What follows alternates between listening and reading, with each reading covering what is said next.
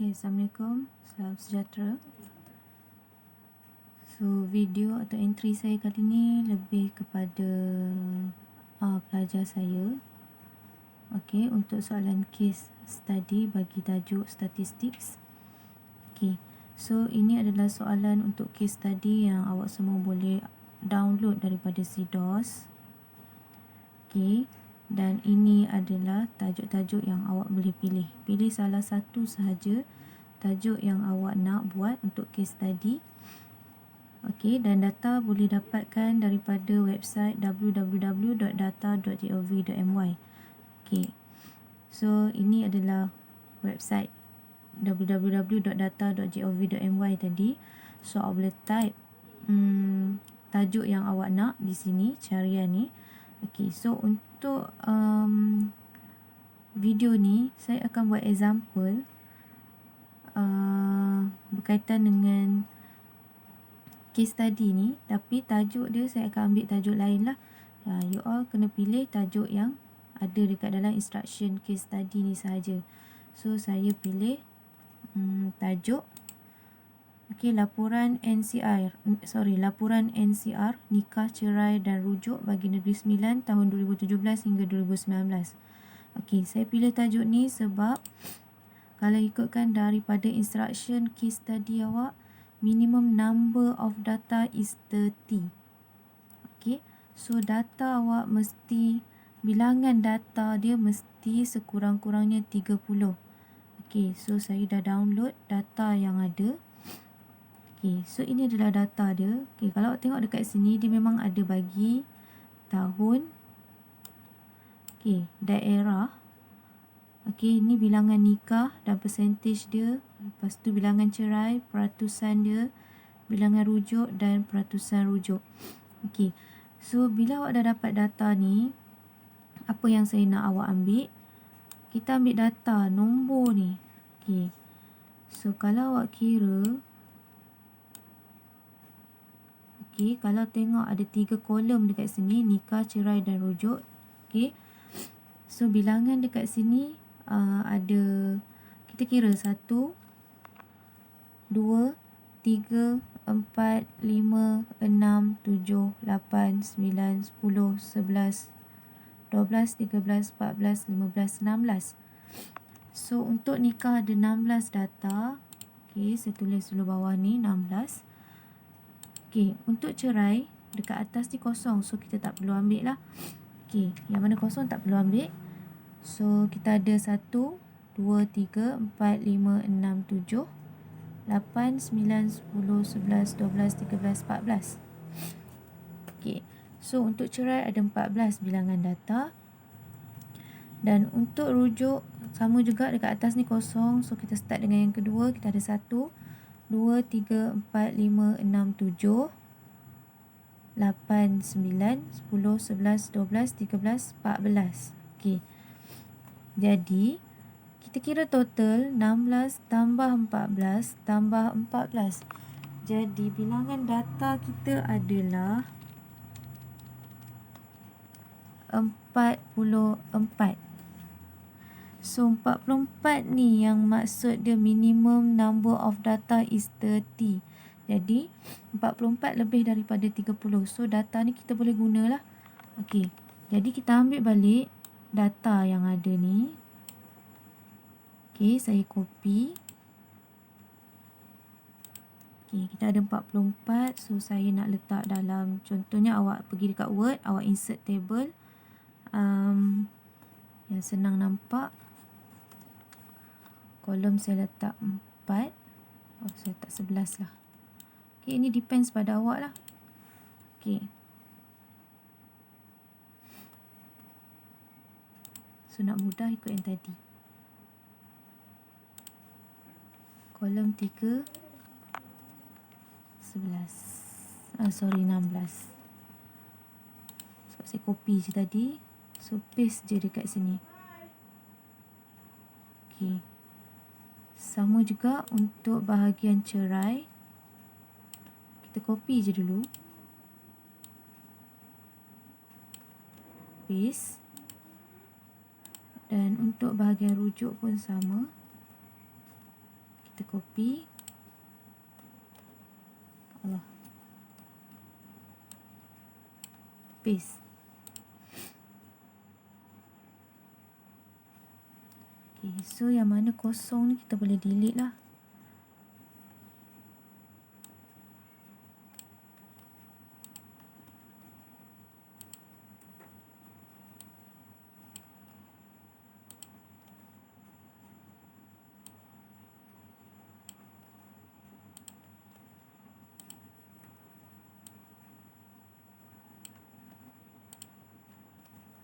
Okay. Jadi ini adalah contoh data, raw data yang saya nak daripada maklumat yang awak dapat daripada website data.gov.my tadi. Okay. So daripada sini, daripada raw data ni baru awak boleh construct frequency distribution table. So nak construct frequency distribution table, saya ada tunjuk dalam kelas, dalam nota pun ada, dan saya juga ada buat video untuk awak tengok cara nak construct frequency distribution table. So dekat sini saya ulang lagi sekali. Okey, jadi step pertama untuk construct frequency distribution table. Okey, first step awak kena cari range of data. Okey. So range adalah highest value minus lowest value. Okay. So tengok dekat dalam data awak.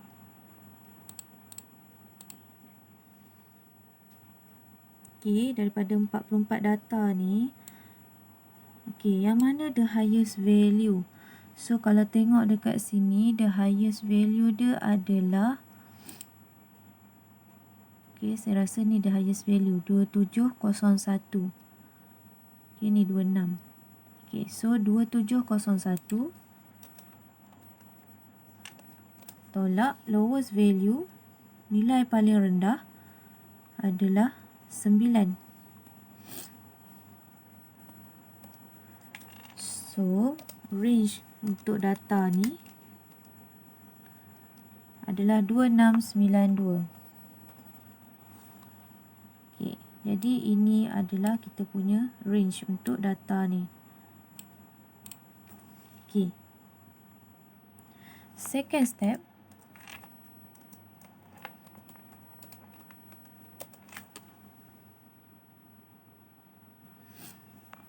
find number of class. Okay, so number of class, formula dia awak boleh tengok balik dalam nota ataupun dalam list of formula. Formula dia adalah 1 plus 3.33 log n. So kita ada 1 plus 3.33 log n kita adalah berapa bilangan data kita tadi. So bilangan data kita tadi adalah 44.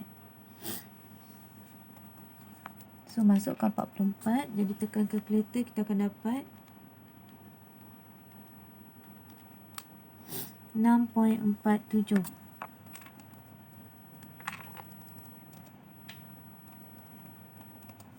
Sorry.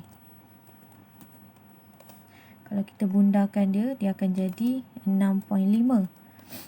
Bundarkan lagi kepada whole number ataupun nombor bulat yang terhampir. So nilai dia adalah 7. Jadi number of class, bilangan kelas kita adalah 7. Okey. Dan last sekali, step yang ketiga, find size of class. Okay, so formula untuk size of class, jadi dekat sini sebenarnya daripada atas ni tadi, dekat first step range dengan second step ni untuk number of class ni, kalau boleh saya nak guna equation lah. Okay, insert. Okay, dekat button insert, tab insert, sorry. Okey, ambil objek. Okey, dekat sini ada objek sebelah kanan. Okey. So kita akan guna Microsoft Equation 3.0. Okey, bila awak guna ni, awak punya jalan kerja akan nampak lebih kemas lah. Okey, so size of class C is equal to,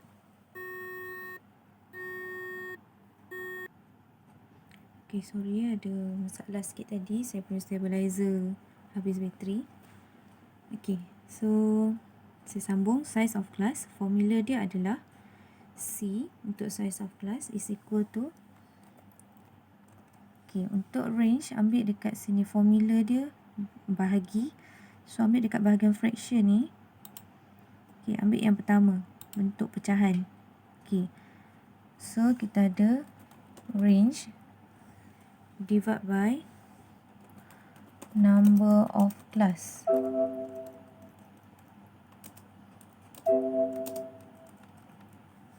Okay, so range divide by number of class is equal to, okay, range tadi kita dah dapat daripada first step 2692. So 2692 divide by number of class kita adalah 7. So kita dapat 2692 bahagi 7, 384.6. Okay, so 384.6 dekat sini. Okay, ingat untuk size of class kita mesti ambil the maximum number. Maksudnya 384.6 kalau kita bundarkan dia jadi, bundarkan ke maximum number, so dia akan jadi 385. Okay, so size of class kita adalah 385. Okay, dekat sini kalau tengok equal dia tak sama. So boleh pergi dekat bahagian format, atas ni tab untuk format. Okay, ada align at equal. So dia dah sama lah. Okay, so ini untuk size of class. Jadi bila awak dah ada semua ni, baru awak boleh buat frequency distribution table. Okay, so saya masukkan dulu yang basic.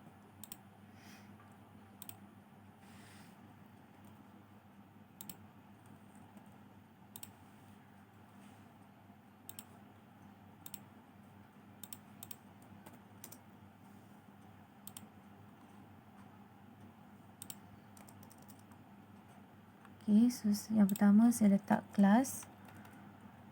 Dan yang kedua kita letak frekuensi. Okay, jadi untuk class, okay, lower class boundary. Untuk yang pertama, lower class, bukan lower class boundary. Kita punya first class, lower class dia tengok the minimum number ataupun the lowest number.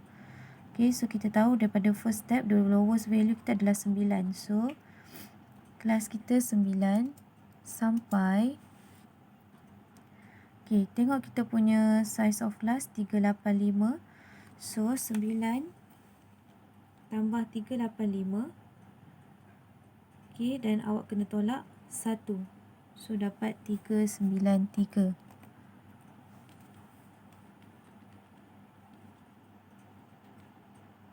Okay, so ini untuk first class. Okay, kelas yang kedua 394 sampai, okay, size of class lagi sekali 385.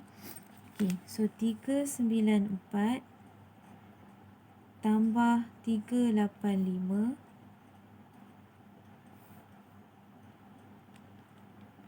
tolak 1, so 778. Okay, kelas yang seterusnya 779 hingga, okay, sorry ya, ada banyak gangguan sikit buat kat rumah ni. Okay, so 779 untuk kelas yang seterusnya, 779 tambah 385 tolak 1, kita akan dapat 1163. Okay, next kelas 1164 hingga, okay, buat macam tadi, 1164 tambah 385 tolak 1, kita akan dapat 1548. Okey, kelas seterusnya 1548 hingga 1932. Seterusnya 1933 hingga 2317. Dan last kali 2318 hingga 2702. Okey. So macam mana saya tahu berapa bilangan kelas dekat sini, ada berapa row dekat sini, 1, 2, 3, 4, 5, 6, 7. Okay, depends pada step kedua yang awak dah tengok tadi. Number of class, bilangan kelas kita ada 7. Jadi awak akan ada 7 kelas dekat sini. Okay, dan first class tadi saya dah bagi tahu kita akan start dengan lowest value 9. Okay, lowest value kita 9. Dan untuk last class, the highest value 2701 ni, okay, highest value kita highest value kita 2701.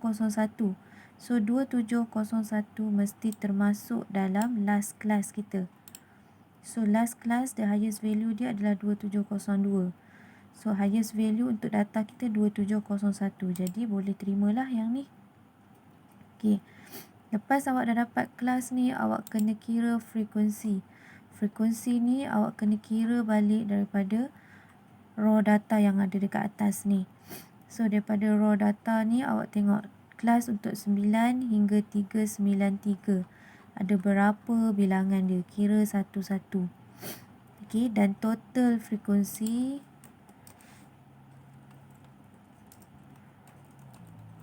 mesti dapat balik 44. Okay, so ini adalah basic frequency distribution table. Okay, bila awak nak lukis ataupun awak nak buat guna formula, awak kena tambah lah. Insert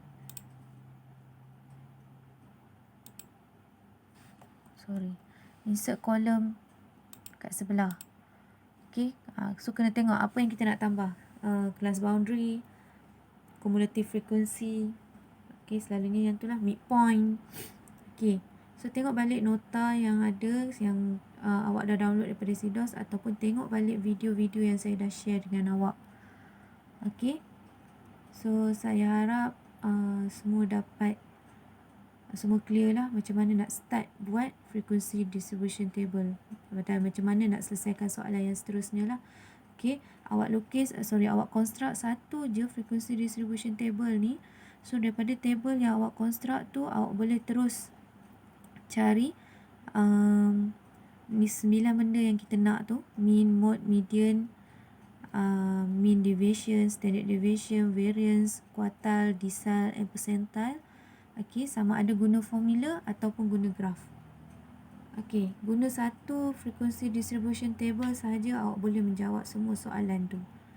Okay, so lepas ni kalau masih lagi ada masalah, boleh terus PM saya, dan kalau boleh setiap kumpulan tunjuk dulu data yang awak nak guna pada saya. Bila saya kata boleh proceed, baru awak proceed. Okay, so itu saja untuk kali ni.